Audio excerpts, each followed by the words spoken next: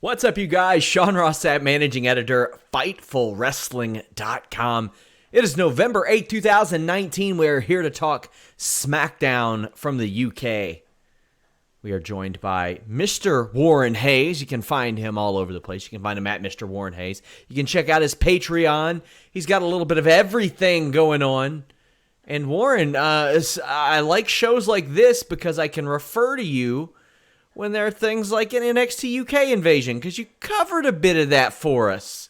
Yeah, quite a bit since, over on Fightful Select, and since the onset of the brand, I was covering it every week while I was doing stuff over on Fightful Select. But Sean, since I've been gone from Fightful Select, I don't quite know what's going on anymore. Why don't you let us know what's happening on Fightful Select? Well, since you left, it exploded in popularity. Not surprised. I'm just saying. I'm just saying. Although, to be fair, the Wednesday and Friday shows have been some of our better received post shows. Like the Wednesday show, people really dig. Not taking a shot at the Monday show or anything, but there's been exciting stuff happening on Fridays and Wednesdays. Not as much on Mondays lately. Me and Denise got to hunker down and anchor that show. Me and you can kind of just rely on WWE to do some interesting stuff here and there. That's not the case tonight, but it's always the case over at Fightful Select. You get 2 episodes of Alex Palowski's Sour Graps per week. You get my exclusive news reports that I'm posting up there all the time in a blog format. They come straight to you. I looked at last November's numbers compared to this. We have 5 times as many subscribers as we did this point last year. I can't tell you guys how happy that makes me. So thank all of you who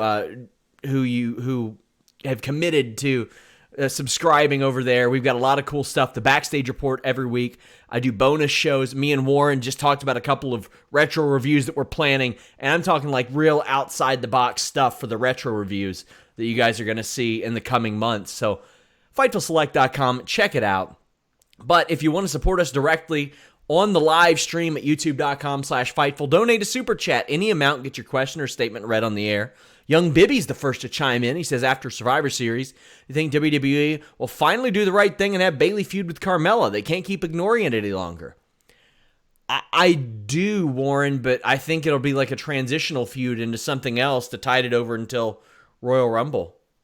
I agree. A lot of us who are fans and who know about the Carmella and Bayley history are excited about this prospect. But between you, me, young Bibby, not a lot of people know about the history between Carmella and Bayley. They can play it up on WWE, on SmackDown. They can, but it doesn't have as much gravitas as when we're talking about it, and we kind of like, yeah, there's a lot of sense to be made here. It's going to be a bit of a hard sell for the main roster crowd. Takes a couple promos, a video package, stretch it out over 3 weeks, use that breaking ground footage, let people realize that Baymella was a thing, and maybe people will care about it. I mean, that's the thing. You play into it a little bit. One of the things that I liked that they did with the Kofi Kingston-Randy Orton thing, They played into that long-term story that had been just, I don't want to say tabled, just gone for 10 years. Cody Rhodes and Shawn Spears. They took one throwaway line from a video where he just said he's a good hand, and they made it a full story. Like there are ways to do that, and I wish they would. Leave a thumbs up. Make sure you guys subscribe to the channel. We have Jeremy Lambert at StarCast right now. He is at Full Gear this weekend as well. We've got a ton of stuff up on the channel. We have a Darby Allin scrum. Did you see the headline that came out of that, Warren? Oh, slightly, Sean. Slightly saw it. A fantastic interview. I thought that was great. As soon as I heard that, the slimy media member in me was like, yeah. Oh, I gotta get this one transcribed. Gotta post this one. Been stirring it up all day on the social media, if you couldn't tell. Yeah. Stirring it up. I could tell. But, I mean, with good reason, too. Yeah. Media literacy is important. People are like, why are these AEW guys always talking about WWE? And I was like, well, one, he was asked. But two... Why not? I mean, and you may, I mean, this is what I had come to a conclusion about, and you actually pointed it out on Twitter. Just because WWE decided to live in this bubble where any other type of wrestling doesn't exist does not mean that it is the right way to go about doing things, especially maybe when it's 1989 and there's 4 other stations that you could be watching and you don't even know that Dave Meltzer's Wrestling Observer exists. Yeah. Maybe then you can pull it off. But in this day and age, it's actually backwards to think that you can create this environment in which everyone will be sheltered from everything else. It's impossible. And I much prefer Darby Allin going off and saying junk about WWE than just being, oh, well, you know, it happened, and just being evasive or just giving a poor answer. This at least is interesting. It is getting people talking, but it's not getting people talking for the right reasons. Had a lot of people saying that you don't hear athletes talk like that. And I'm like, well, these are entertainers looking to say entertaining things, looking to get into the headlines. Darby Allin's, when he was asked why he picked AEW over other places, he was like, man, WWE would probably have me jacking off in a boiler room somewhere. And I thought it was a hilarious line. What I didn't think was hilarious was him getting kind of standoffish at a guy asking him about Evolve in a rather self-congratulatory way. The guy was like, oh, we've worked with Evolve and done some interviews, and Darby kind of stared him down and was like, tell Evolve to fuck itself. And I was like, well, no context there. I don't know what that does. But the line about WWE I thought was funny. I thought it was... Sure. And it made headlines. Now, here's the thing. WWF and NWA went head-to-head all the time. I was watching a Jim Crockett interview, his first interview in decades, and he talked about how he went head-to-head with WWF all the time. WWF would set aside days of filming, hire Randy Savage and Hulk Hogan look-alike wrestlers. They would go get tanks and drive to Nitro. TNA went and got Abyss and had him take balloons to a commercial shoot for WWE. Like, WWE would counter-program NWA pay-per-views with specials on the USA Network. Anyone who's thinking that this is dirty pool and it's never been seen before just has to open up a couple of Wikipedia pages and you'll know what's happening. And this is just a natural extension, and we should all be embracing it because it's making everyone interesting. And isn't that what we want as fans? That's the thing. I'm getting people that are being cared about that nobody gave a shit about. Like, I've got people that are being... Like Darby Allin, let's be honest. Like there you Darby go. Allin. Darby Allin was killing himself on the indies. I watched him scale to the top of a building on a pole and launch himself off in San Antonio. You know how many people talked about it? Nobody. They talked about this. They've been talking about him lately. I mean, TNA ran a stable called the Voodoo Kin Mafia. Oh my God. Why do you remember this stuff? Soul Train Jones, who's in the news this week, was named Virgil as a shot to Dusty Rhodes, then later Vincent as a shot at Vince McMahon, then later Shane as a shot at Shane McMahon. This stuff's been going on for decades, guys. There's no wrong way to do it. If WWE doesn't want their wrestlers doing it, that's their prerogative. If AEW wants to back off and say, hey guys, you guys are adults, that's fine too. And the criticism of it is accepted too, but context is important. Check it out. Also, check out youtube.com/Fightful and just Fightful in general. We got those scrums with Hangman Page. We have the scrum with Darby Allin. We have a couple more up there as well. Colt Cabana is up there talking NWA Power. Good stuff. Good stuff. When I start off with some regular talk at the beginning of the show, there's always one person that goes, is this a SmackDown review or what? And I'm like, well, did you watch SmackDown tonight, and do you want a 20-minute review? Sure, because we could do it. We could do it, and me and Warren could get the hell out of here by 10:30. And then at the same time, I want to justify my salary, so we're going to try and stretch it out a bit. So I'm going to group in this Baron Corbin promo with the match that happens, and we're covering it all right now. The whole match, the promo. All right. First off, this King Corbin mashup theme sucks, and so do all of them that they do like this.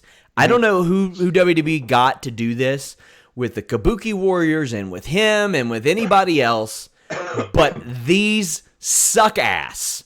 They need somebody else doing this. Well, haven't there been rumors, or has it been confirmed, like the CFOs guys, they're gone, right, or something like that? And I kind of feel that they haven't found their replacement yet. They haven't found the person to really come in and create new themes.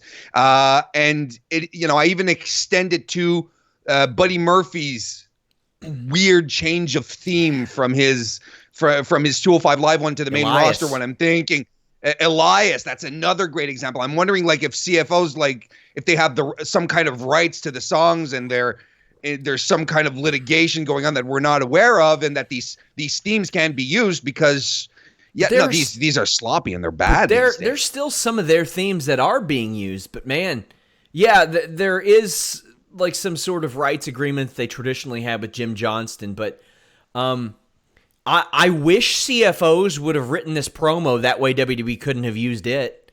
I had somebody argue with me because I said this was a literal dog shit promo. He goes, no, it's figurative. And I'm like, no, me calling most of Baron Corbin's promos are figuratively dog shit because they suck. This was literally about dog shit. This is a dumbass promo. WWE's intended demographic is much younger than it actually is, if you ever check the numbers. But this was insulting to all demos. I don't know anybody over like the age of 8 or 9 who would have been like, oh, this is good stuff. He puts over all the things that Roman Reigns has accomplished. Then he says that Roman Reigns' ball sack is shriveled or something. Like, then he was like, oh, your bark is more like, and he brings up this 3D Roman Reigns logo that's like, ruff, ruff, ruff. The hell is going on here? My 11-year-old was sitting next to me for the start of the show, and when the Roman Reigns dog popped up, she says, "Oh, is this guy? Is he learning to use After Effects?" That's exactly what she told me, my 11-year-old, and then she left. She didn't watch the rest of the show. No, it was stupid. It was juvenile. If anything, if there's any continuity to find here, Sean, is that I think Baron Corbin was trying to make his adequate testicles feel a little more than adequate by making fun of Roman Reigns's, referencing that promo from the first SmackDown, right, with The Rock and Becky Lynch. Otherwise, but that I think I'm giving the writers a little too much credit, honestly. It was juvenile, it was stupid. It put the crowd to heat. Sean, they had to pipe in the heat. Did you notice that they piped in boos at the very end or at the tail end of his promo? And it was so obvious that it just dawned on me at some point. I'm like, a $1 billion company like WWE should be able to afford crowd noise that actually sounds like crowd noise and not like someone pressing record on their boombox and sticking a microphone next to it. It was ridiculous. It was bad. It was bad. It was just bad. Miserable, Warren. Miserable. Like, I don't know if they were going for the so bad it's good type of thing or what, because there was always that, like, a typical heel thing where a heel is like, oh, I think this is very funny, but it's not. But this is beyond that because it wasn't even good TV. Because the thing is, that's always kind of been Corbin, and it doesn't really work when he's done it for so long and he's had so many start and stop pushes. If it were a guy who's been like kind of heavily protected and it's like, God, this guy's annoying, but nobody can get to him. Nobody can shut him up. Corbin's always the guy that gets shut up. He's always the guy that gets shut up. Yep. And look, I'll give this one thing that I do appreciate a little bit of character development, or at least character continuity. I enjoyed Baron's motivations for picking a fight with Roman. NXT was here last week. They invaded. They did whatever they wanted. Where was our locker room leader? He wasn't here. It's time for a new leader. I'm the king. You're going to bow down to me. It was a power grab. Like, if effectively speaking, this was a locker room power grab orchestrated by Baron Corbin. And quite honestly, it fits perfectly within his character. And to me, that's not the issue. The issue was just the whole execution of this segment was piss poor. And it fascinates me. And I know, I try my best when we do the SmackDown recap to try and recap it in a bubble. But these days, it's so incredibly hard to not look at everything that's happening around the world of wrestling, even on Raw, which has up the quality of in-ring performances considerably over the past month to 6 weeks. And what's happening everywhere else, it boggles my mind that SmackDown, which is effectively the A show now, decides to begin not only with a promo, but with a shit one on top of that. And a long shit one. It boggles my mind because everywhere else, we're starting with matches. We're starting with great entrances. We're always starting with something exciting that'll get you sucked in. And in this case, we got the air sucked out. That's not good. I don't remember a time since maybe the early part of the decade, and maybe not even then, because at least you had Cena then, where everything felt like such a mid-card. Every single thing feels like such a mid-card. Bray Wyatt just got his head stomped in 400 times at Hell in a Cell. He's the protected champion. He's facing Daniel Bryan, who lost to Rowan and got his ass kicked a bunch there. Oh, my God. Roman Reigns just lost to Corbin, so, where's he at? Everything feels so mid right now. You got Humberto Carrillo, still at the top. If you read the Raw spoilers, hate to spoil it for you guys, he's still in a match with the OC. Why? He's gotten beat by them 10 times now. My God. Everything feels so mid right now. Well, this main event match felt mid, and it was very, very average. Very average. Rude and Ziggler come out almost right away after Roman Reigns plays the hits. Deep six by Corbin, that always looks good, but after the break, Ziggler and Rude interfere, and Corbin wins with an end of days. Your thoughts on this match, Warren? It was very much Roman and Baron Corbin doing everything that we have seen them done in the past. There was nothing here. There was no spark. There was nothing. It's incredible how not that long ago, during the King of the Ring tournament, we were praising Baron Corbin's work. And we're saying, by God, when he's on fire, he's good. He's always adding something new. And then tonight we get the Baron Corbin that we loathed so much during the better part of 2018. He's back. And look, if this is the start of Baron Corbin in some kind of King's Court and some kind of battle for the locker room that, I don't know, might translate to Survivor Series. Look, the point here is that if they're pushing forward with another Baron Corbin Roman Reigns feud, I am not here for that. That is some high level tone deafness on their part. It didn't work when they pulled it off. Was it last year? I prefer to forget it. And it's not going to work this time either. This was just there. And here's the thing. I am to believe that Roman Reigns led this team to victory last week. Led a team full of baby faces to victory. They didn't even care enough to come help him. I get it. They had a match earlier, but they didn't care. Nobody cared. Well, that's the issue with all the baby faces ultimately, right? That they have no friends. And that's the thing. I'm supposed to believe that an asshole like Baron Corbin gets along well with all these heels, but good guy Roman Reigns doesn't have anybody that'll help him? All right, cool. Thanks for the consistency. I don't even have to have it. Let a heel come help Roman Reigns. It's happened before. Rusev did it before he turned babyface. Sure. Oh, my God. Big E thinks Xavier Woods is in jail. Also, he doesn't... I love that. He's great. Besides the fact that he's a disgusting human, he's great. Yes.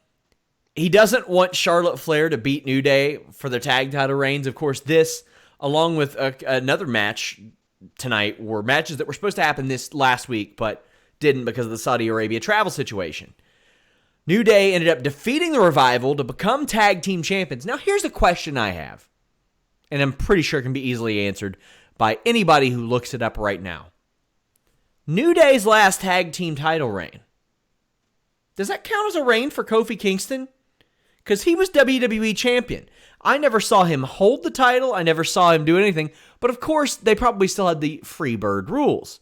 But did he count? Did that count as a title reign?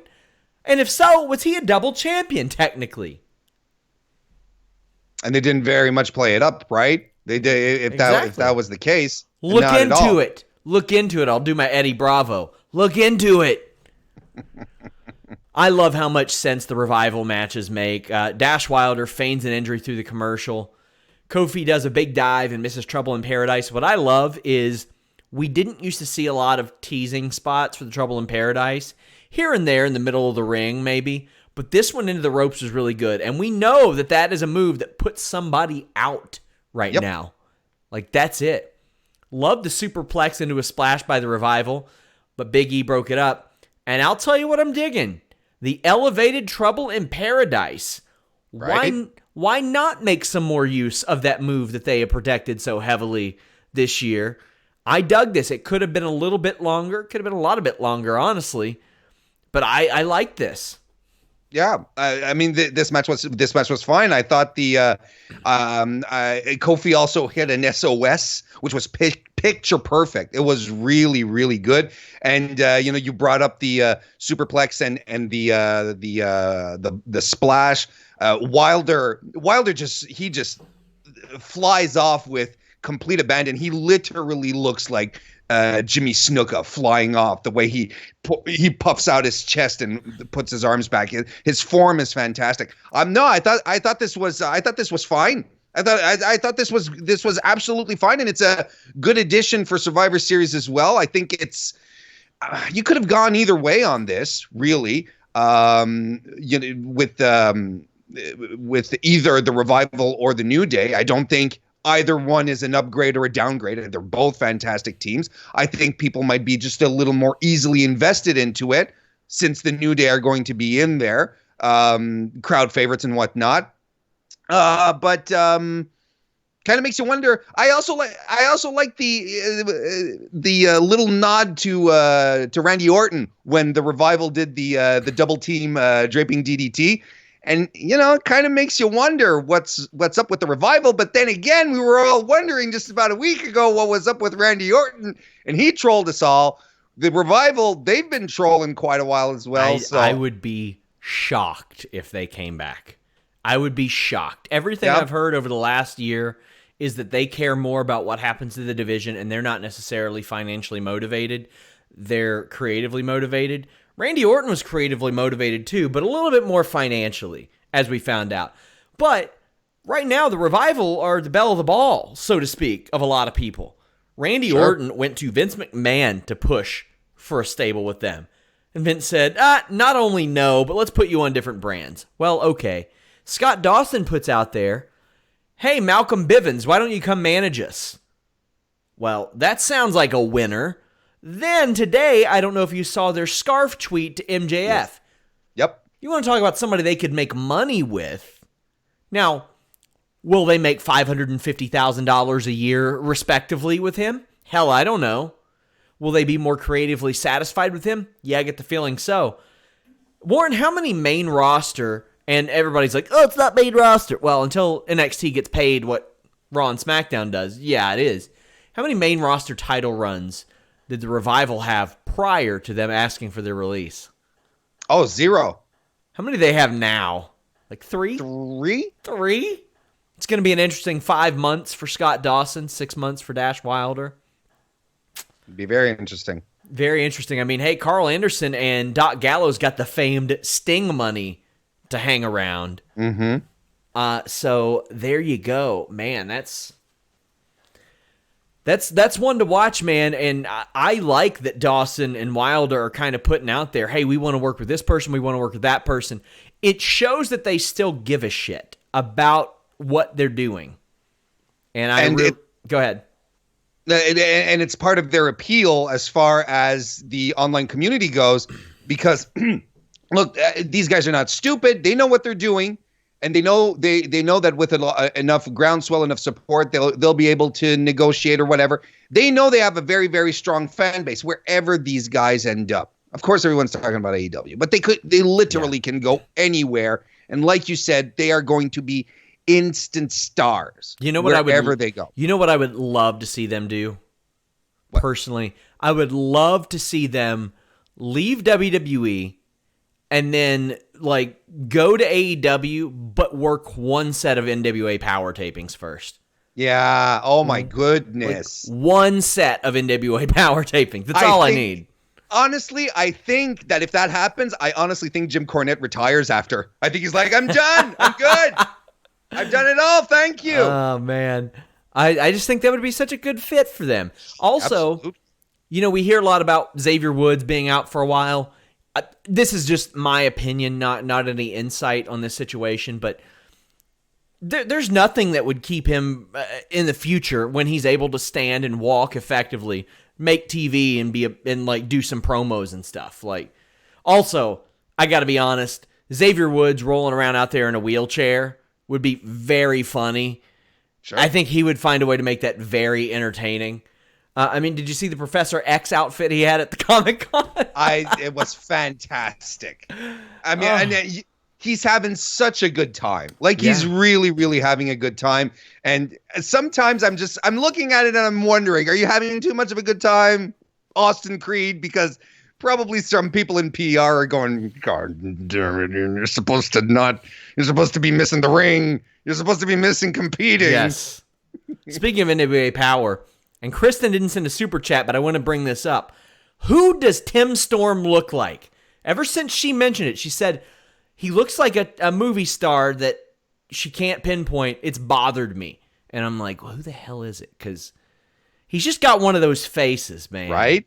He's got one of those faces, man. And it's kind of like Anthony Hopkins, but it's not. Yeah. You know? It's not quite that either. A+ dude is Tim Storm. He's a great guy. I interviewed him when he was NWA champion, and he was just a great guy. Shinsuke Nakamura and Cesaro defeated Ali and Shorty G. This is Fast and Furious. It was so fast-paced that for some reason I thought it was a 6-man tag initially. I was like, man, there's so many, because Brian was around and Zayn was around and like all that stuff. I was like, okay, what's going on? And then Shorty G does that great belly-to-belly suplex over the ropes. I'm not sure if WWE main roster suicide dives are coached to be this bad all the time, but they're executed like they get through the ropes okay, but there's always the nudge. You know what I mean by that? There's always the put your wrists out cross-armed and nudge the opponent into the thing. And I'm sitting there wondering, why didn't you just go outside the ring and shove them into the barricade? Right. I don't get it. Cesaro has a really good showing here. Tilt-a-whirl backbreaker, gets out of an ankle lock. Ali counters the Kinshasa with a super kick, but Zayn distracts, and Nakamura wins. What do you think of the match? This was all right, I guess. Yeah, it was okay for what it was. Cesaro catches everything. That's his gimmick now. That should be his gimmick. He just catches everything. He caught Gable as he was flying into him. He caught Ali off the top. Like, that's what Cesaro does. He just catches folks. I want to talk about Sami Zayn building a stable. Yeah, I dig it. I dig it.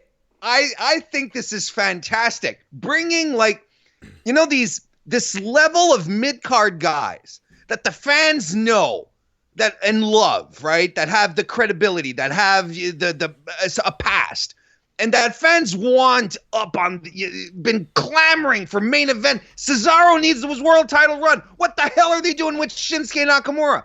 that kind of people. Daniel Bryan fits so well in that environment for his entire history, right? Even though he's been world champion, a WWE champion. Even despite that, it still works really, really well. And Zayn is leaning so well into it because now it's not only just a question of we're artists. It's now, look what I can do for your career. Last week, Cesaro was in the main event. I put him there. Look at what happened to Shinsuke. He was wallowing. Now he is the first Asian to become Intercontinental Champion. That's all because of me. Zayn the Brain, man. Sami the Brain Zayn. I can dig it. I can get behind this kind of stable. This is one that I really hope and wish it would grow. It probably won't. It'll probably stay a trio. WWE likes that kind of stuff, but I could see them adding EC3 to the stable, and that would be a natural, perfect fit. Yeah. Plus, he's a big guy. He'd stand out well in that within those four dudes. And I would send him over to SmackDown and say, hey, he was a part of that Brock Lesnar deal. Yeah. You could just do that. You know why I appreciate Sami Zayn so much?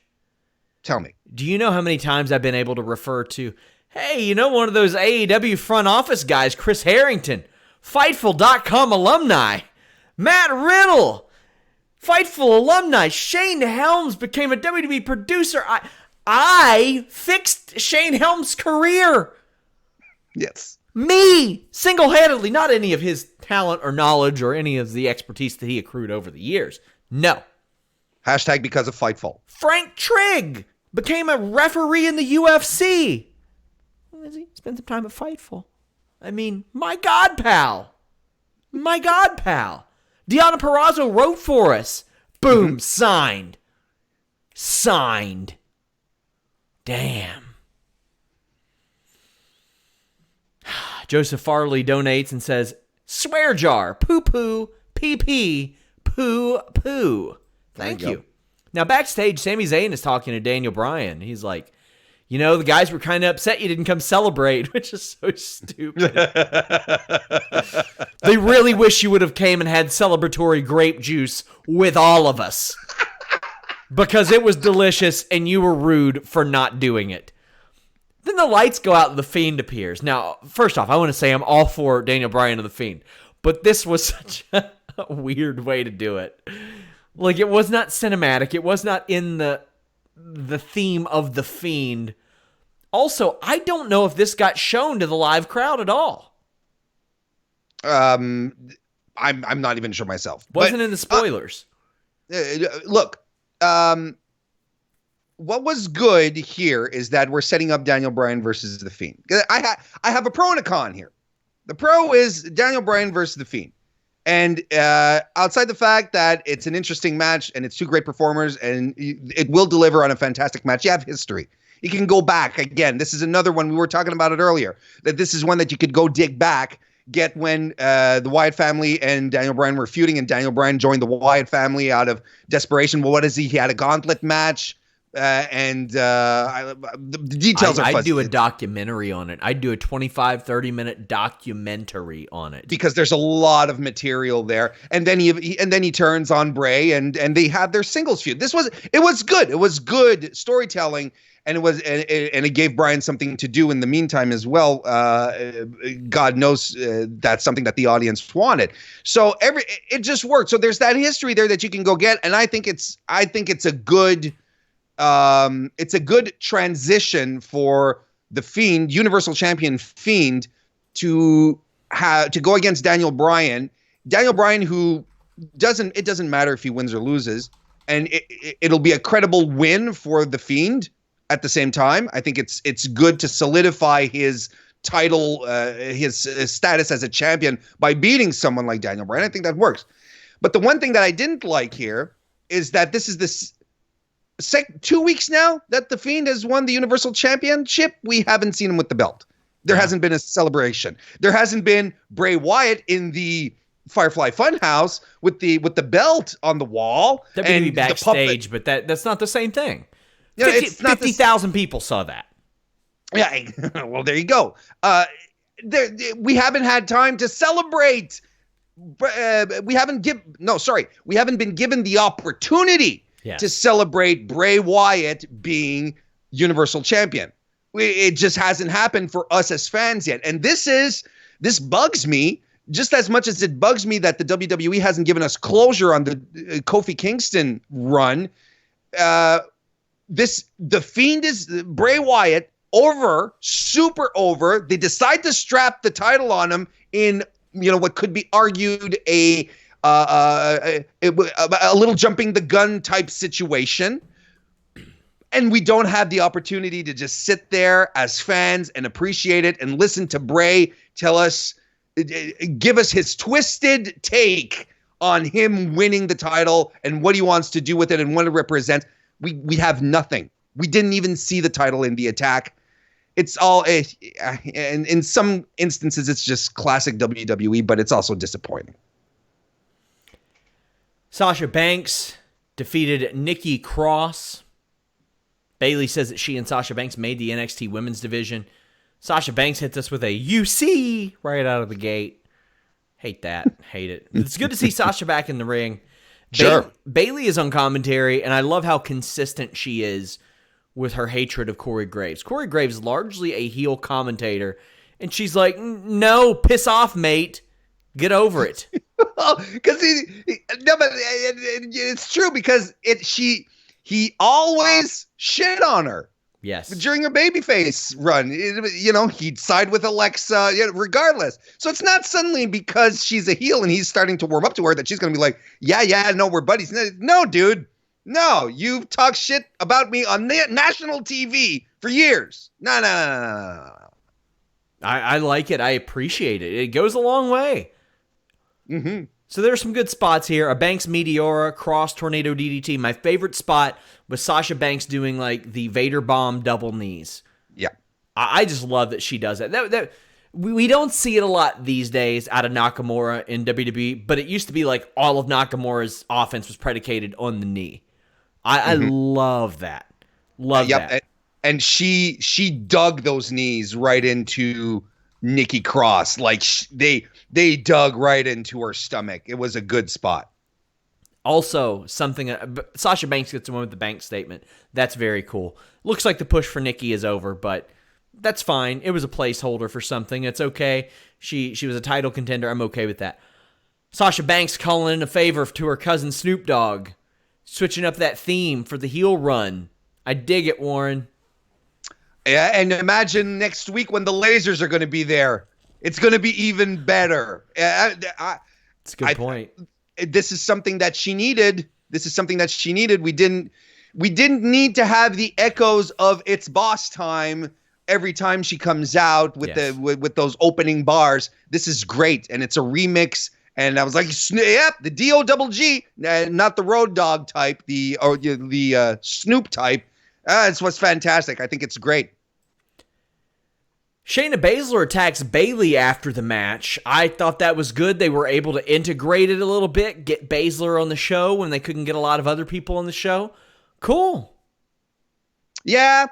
Yes, because Shayna's fantastic, and this is something that we need to mention. I like, of course, this was something that needed to happen, but Bayley, during her promo backstage, said, oh, yeah, talking about the promo that Shayna and Becky cut on Monday, said, oh, yeah, you guys are going to keep an eye on me? Yeah, you're damn right you're going to keep an eye on me because you don't know what to expect kind of thing. So that was good.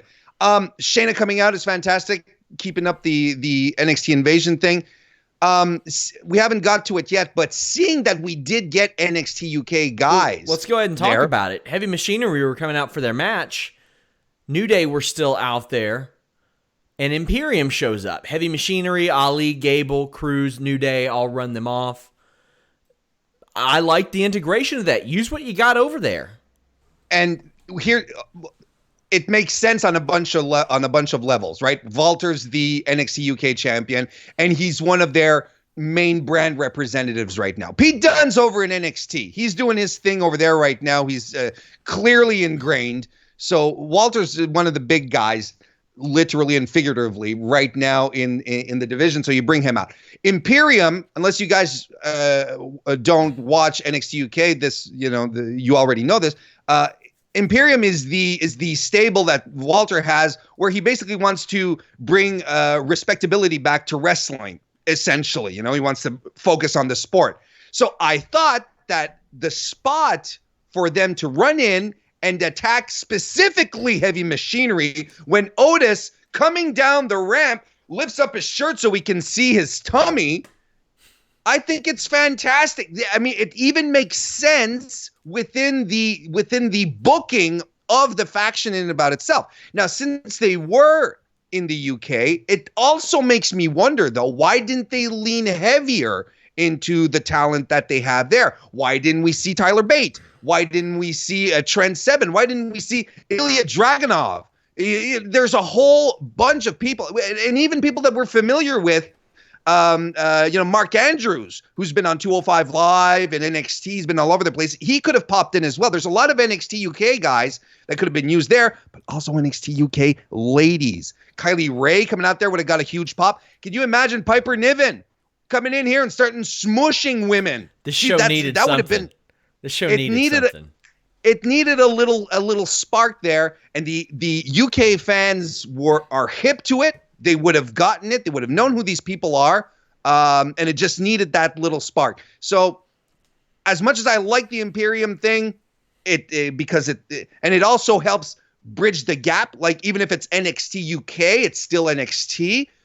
We could have used more of their stars. It would have lightened up the crowd quite a bit, and we could have got some UK females in there as well.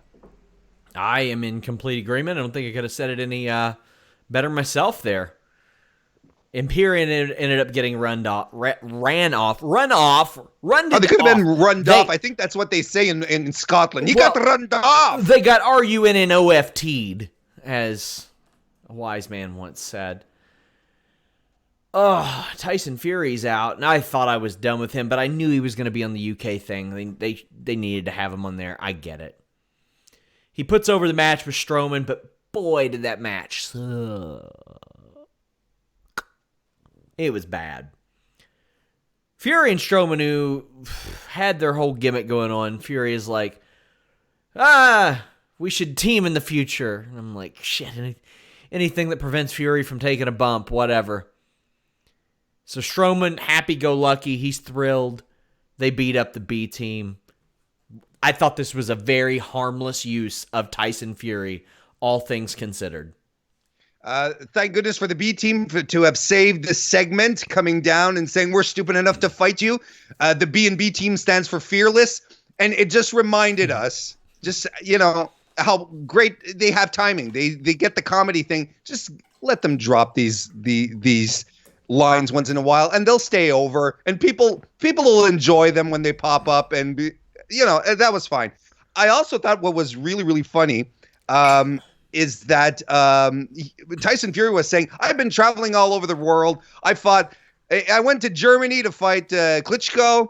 I went to America to fight Deontay Wilder, talking about their home countries. And I went to Saudi Arabia to fight Braun Strowman. I'm like, wait a minute, Braun Strowman's not from Saudi Arabia. What are you talking about, pal? Shit, he almost was by the end of that trip. Jesus. Yeah. He almost never got out of there. Tag team match, Dana Brooke and Carmella defeated Fire and Desire to be added to the SmackDown team at Survivor Series. This was supposed to happen last week as well before the attack, although no stakes had been announced. Now, I've long clamored for an opportunity for Dana Brooke, and she got that tonight. Unfortunately, I didn't think this was her best showing. There were a couple things that I liked, but the hot tag, which... Let's be fair. Outside of her abundance of matches, especially with Sarah Logan on main event, she hasn't really worked that particular offense, the bump and feed type of stuff. And I thought that was hit or miss. The Swanton was honestly probably the least impressive looking one I've seen her do, but I like her doing the move. I'll tell you what I did like, though. That spot on the apron where she flipped over Sonya and landed on her feet, that was cool. When she set up the Swanton, though, she just threw Sonya in the ring. I mean, it would have made sense to have like Carmella's super kicker upon hitting the ring or something like that and then do it. But this was okay. The thing is, I want to see Dana get more opportunities. Just because there was one that was okay doesn't mean that I don't want to see her get more opportunities. I do. No, of course not. She's put in the work. She's not won a singles match on Raw or SmackDown since 2017, I think. Pretty sure. Whew. I'm ready to see her do some stuff. Yeah, and this is something that WWE has to do. They have to build up more women. They have to build up more stars, because otherwise you do end up with situations where it's like, okay, well, who's next? Who's next for our top women, especially Becky, and one can argue Charlotte as well. You don't necessarily want to go to that well immediately, anyway. But yes, and I think they've put enough time and effort into Dana to give her a shot as well. I agree this wasn't her best when she was competing for the Elimination Chamber, though. I thought she had a couple of good showings leading up to that. But, man, I mean, you know, you're put on television, you have a couple of matches, then you're taken off for 5 months, and then you put back on. Of course, at some point, you're going to be like, oh, okay, well, it's a little rusty here. I'm going to tell you, you know, Mandy Rose usually gets a lot more offense than she did tonight. And it bummed me out. I realized after, I was like, we didn't see any of her knee strikes. You know, I was like, that's kind of a shame. However, Sonya Deville pulled out a Rainmaker straight off the bat. It's Kazuchika Okada's birthday today. I don't know if that's a coincidence. Oh, man. Well, it is Full Gear weekend. It is StarCast weekend. Jeremy Lambert has been working his ass off at StarCast and at AEW's Full Gear. Follow him at Jeremy Lambert 88. We're going to just have a ton of content from there as well. But I want to thank Carlos Toro and Robert DeFelice, who are also helping me with the news cycle this weekend. They really control that and run that while I'm able to chase down some stories. Subscribe to FightfulSelect.com, guys. I've got a ton of stuff up there. I'm always getting new stories. The way that we had things set up now really lets me go out and chase those. So you all are going to want to follow those guys and see what they're up to. Warren, what are you up to this weekend? Well, it is Full Gear. Tomorrow morning on my YouTube channel over on youtube.com/Mr. Warren Hayes, I'm going to be having a prediction show for Full Gear. That happens at 11 a.m. doing it live. Go subscribe, youtube.com/Mr. Warren Hayes. And I do a bunch of stuff. I also have a show there every Thursday, which I'll be doing Thursday. And then I'll be back on Wednesday right here for the Wednesday Night War show with Sean and the other guy. Couple other bits of notes that dropped. Sami Callihan versus Tessa Blanchard is confirmed for Hard to Kill. I love that as a headliner, Warren. Look, listen, as some memes go. Look, listen. I hate it. When, that is a no-no for me. Chael Sonnen, who I love Chael Sonnen. He always does that. He goes, look, listen. Kenny Florian, too. One of the people that showed me that it was possible for a guy that used to get punched in the face all the time to make a transition into broadcasting, and really paved the way for a lot of them, always. Look, listen. And I'm like, what? Stop telling me how to use my senses. I'll make the decision. Which one? Am I looking or am I listening? Tell me. When Tessa's time in Impact is drawing to a close, Sean. There's only so much they can do to hang on to this lady. She's a star, and she can be a main event star anywhere she goes. It makes sense for her to be up there challenging Callahan. They have the history. It works. There's a whole big storyline around it, and I'm all for it. But I mean, they're just I don't know what's going to keep her in Impact once that's done. I really, really don't. Right, 2020, as far as Tessa Blanchard goes, is going to be a constant watch. It's going to be really, really exciting. If I'm them, I put the title on her whether she's leaving or not. Then Then you forever have that footage to refer to. You forever get people going back to that video. You forever had people getting subscriptions to watch that again. And Impact, when you watch Impact on Twitch, during the commercials that they run, they replay bits of matches from the past. Just this week, they ran the old LAX guys, Homicide and beating up, beating up Tyler Black. So it's like they had this footage of WWE superstars back when they were jobbers, and they're using it. I think it's fantastic. I had a conversation with somebody in Ring of Honor this week about how poorly Ring of Honor utilizes their digital library. And I'm like, almost everybody that is anybody is in that library at this point. There are a few exceptions. Like, only people who just started in WWE and never did anything else aren't in that library. We've got Kenny Omega and Seth Rollins talking shit to each other all the time. You know what ROH has? Footage of them plus Daniel Bryan in a ring at the same time facing each other. And Ring of Honor could just be like, hey, you know what, guys? You all are talking an awful lot about this now, but we thought that was a good idea in the last decade. Exactly. We had this thing called Bullet Club, and this guy that they're parading around these days in WWE, this guy, this champion they have, Adam Cole. He was part of that Bullet Club thing, with the Young Bucks, who are on the other promotion, who own that other one. Man, I mean, that's the thing is everyone, if you are a fan of mainstream wrestling these days, there is a very strong chance that your favorites have a history with Ring of Honor, and it is bananas that Ring of Honor is not capitalizing on it. It's cuckoo crazy is what it is, Sean. It's cuckoo crazy. So guys, I'll give you a final sell for Fightful Select. Every Monday, I do the Backstage Report podcast that has backstage news. It gives you stats, injuries, contract updates. That's the basic tier. One tier up, I put a lot of early access stuff like the Fightful Wrestling Weekly, my Smackdown and Raw live blogs. You all can come in there, ask me questions during the show.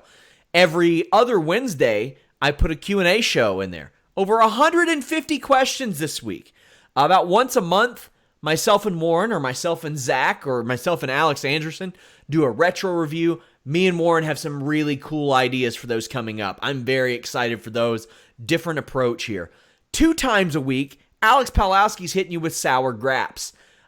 Steven Jensen has the Weekender podcast. If you're like, hey, where's an NWA, a Ring of Honor, a New Japan, a UK, a 205 Live review? Head over there. Steven Jensen has you covered. We also have The List Goes On. It's me and Jimmy Van and our Listen You Boy post show. Had some backstage news on the Randy Orton contract situation over there that not a lot of people have picked up on. Also, every month I do a dark match commentary. I find footage that WWE does not copyright strike me on. Hot diggity darn. And I lay a commentary track over that. You get access to all those. There are dozens of those. You also get access to outtakes and behind-the-scenes footage, a lot of stuff like that.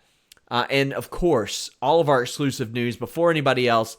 And it comes straight to you, straight to your inbox or your phone, whatever the hell you want. Warren, tell people where to follow you. Which, I mean, they could go, well, my hand doesn't go all the way over into your screen, but they could go to your link tree, of course, but damn. Exactly. But you could go there, or you could go directly to youtube.com/Mr. Warren Hayes and subscribe, and you'll get all the extra videos that I do here, that I do there when I'm not here doing videos with Sean and Alex.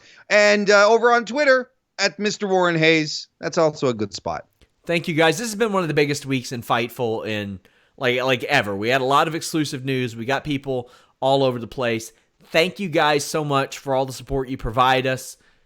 Thank you. Until next time, we're out.